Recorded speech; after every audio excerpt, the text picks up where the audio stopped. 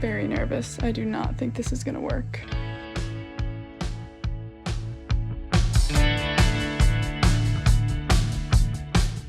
I bought an abandoned house that was built on top of a rock. Let me show you what I mean. So this is the basement of the house. On the first day I saw it, you can see there's this very awkward stage with almost astroturf carpeting on top of it. It's very confusing as to what it was. I don't know exactly what it was, but I knew that it was covering up a piece of bedrock that this house was built on. So it was very important to take this framing apart, to take a look at what was under there, because clearly it was very dirty. It was wet. You could see the moisture on it. There were acorns in there. There were dead mouse skeletons in there. So this framing had to come down, not only because it was sketchy, but also I wanted to reclaim that floor space. So this is us, day one, pre-demo of the stage. We've been calling it the frat stage because, you know, what could you have even used this for? Aside from, you know, performances on your knees. That sounded not right. It's time to demo the stage. It was in multiple parts because it had carpeting, it had padding. Under the padding was the plywood. So taking this thing apart had to happen in steps. And finally we get down to the framing. With a Sawzall, we chop those, you cut through the nails and the thing comes apart pretty easily. But then it was about checking out the rock. It was time to see what this rock was all about. Had any sedimentary to it, but this is all, it's pretty solid granite. I'm kind of freaking out. Mentally, I don't know what's going on or how to solve this kind of issue, so I'm just kind of leaving it to the pros. But I'm hopeful that something can be done to reclaim this square footage. So the house was built on a rock, and they just built around it. And it was time to go to the drawing boards to figure out how to remove this thing. First step was cleaning it, getting all those mouse skeletons out, the pieces of insulation, the acorns, and seeing what kind of cracks were in this rock and where all that moisture was coming from. After doing some research, I found that using expanding cement was one way you could break up a rock that is in a kind of precarious place where you don't want to break things around it. Expanding cement is what they use to break off rocks on highways where it's potentially no blasting zone, where there's infrastructure around that you don't want to disrupt.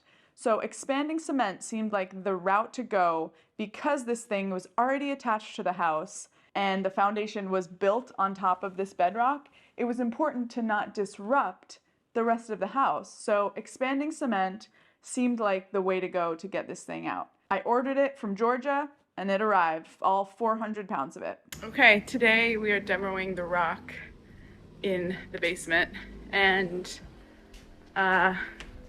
we have this huge air compressor, I think that's what that is, for the drill that will actually be drilling into the rock.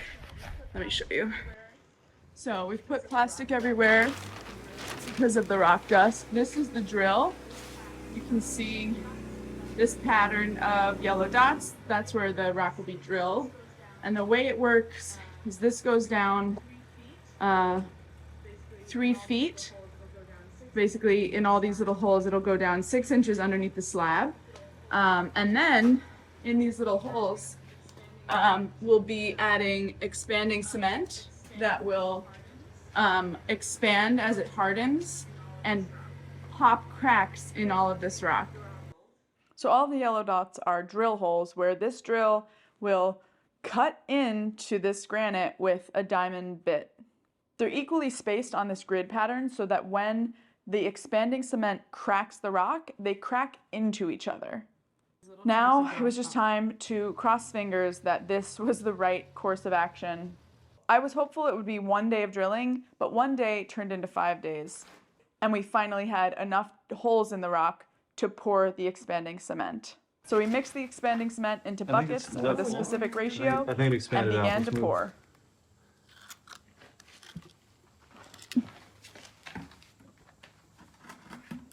The mixture needed to wait 24 hours before you begin to see cracks. So we slept on it, and I was very nervous. I do not think this is gonna work. Whoa! But in the morning, we showed up. The mixture had hardened and kind of turned into almost powder.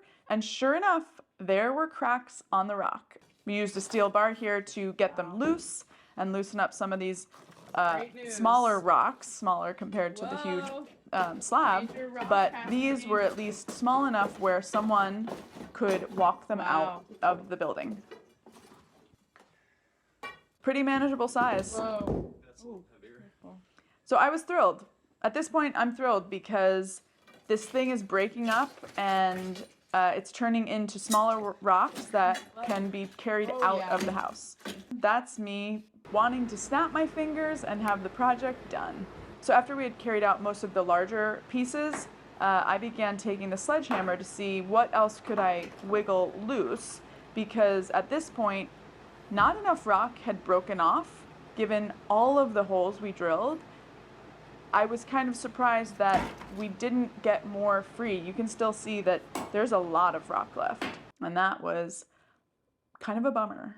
And it was a problem because after the expanding cement, after that first 24 hours, the expanding cement is still hardening and cracking. It began to show cracks along that cinder block wall that was built on top of it, and it was cracking in different places, which was a problem. So I didn't do another round of expanding cement. At this point, I'm at peak stress, and after all the strain on my back trying to sledge this rock out, I end up in the hospital with severe back pain. Turns out I gave myself a herniated disc in my cervical spine.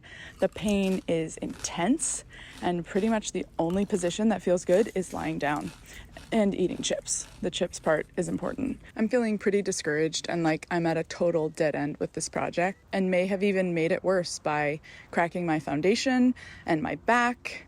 But on the outside of the house, I had a group of stonemasons there building the cinder block wall for the dining nook addition, and they were removing the exterior part of this rock with feather and wedge.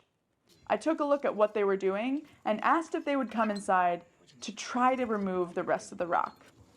And surely enough, they were able to use these pretty primitive tools, feather and wedge, to get into the rest of the rock and completely break it free. I'm not kidding. In a day, they were able to get all of this done. And before I knew it, we were pouring cement. You can see there's a moisture barrier down that plastic and rebar. They're pouring cement to completely level out where the rock was. I couldn't believe it. Next step was to frame it out, and it's almost like the rock didn't exist. Even now, it kind of blows my mind that after the whole journey to get there, the solution was as simple as feather and wedge, a couple of guys hauling these rocks out, and pouring the cement. I went through all of this struggle to find the product, to get creative about how to remove this thing, and it was just some simple tools and some, elbow grease. The guys did it. And I was super relieved. We were able to patch up the holes in the cinder block walls. Those cracks in the wall are not such a big deal anymore. What am I saying? Did it stress me out? Absolutely. Am I shocked at how it turned out? Yes. It's still unbelievable to look at this footage and realize we got there. And that is the drama of the rock in my basement. I hope you enjoyed. And I hope this never happens to you. Stick around for next week's episode. I wonder what we're getting into.